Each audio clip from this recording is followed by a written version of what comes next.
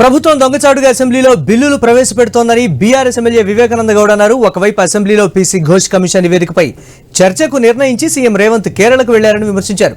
Congress high command ను ప్రసన్నం చేసుకోవడం మీదున్న దృష్టి ప్రజలపై లేదని మండిపడ్డారు.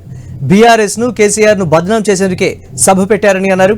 కాళేశ్వరం నీళ్లు వాడుకుంటూనే నింద వేసే ప్రయత్నం చేస్తున్నారని సీరియస్ అయ్యారు. అసెంబ్లీలో మైక్ కట్ చేయకుండా ఇస్తే ఎంత రాత్రి వరకైనా చర్చలో పాల్గొంటామని ప్రకటించారు. ముఖ్యం రాష్ట్ర ప్రజల బాగోగులు ముఖ్యమైన ఉద్దేశంతోనే మరి మా బీఆర్ఎస్ పార్టీ తరఫున అందరం కూడా వచ్చి ఈరోజు సమావేశాలకు హాజరైనాం.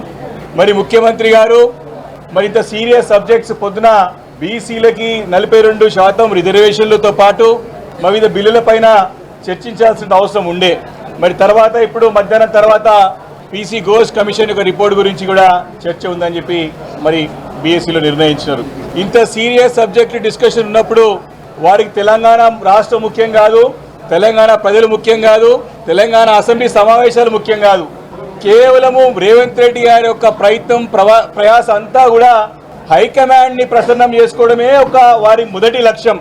వారి మొదటి కర్తవ్యం ఏంటంటే ఢిల్లీలో హైకమాండ్ని ఏ రకంగా ప్రసన్నం చేసుకోవాలా, ఢిల్లీలో హైకమాండ్ ఏ రకంగా మెయింటైన్ చేసుకోవాలా, ఢిల్లీలో హైకమాండ్ని ఏ రకంగా మేనేజ్ చేసుకోవాలా, తన కుర్చీని ఎప్పుడు జాగ్రత్తగా కాపాడుకోవాలి తప్ప.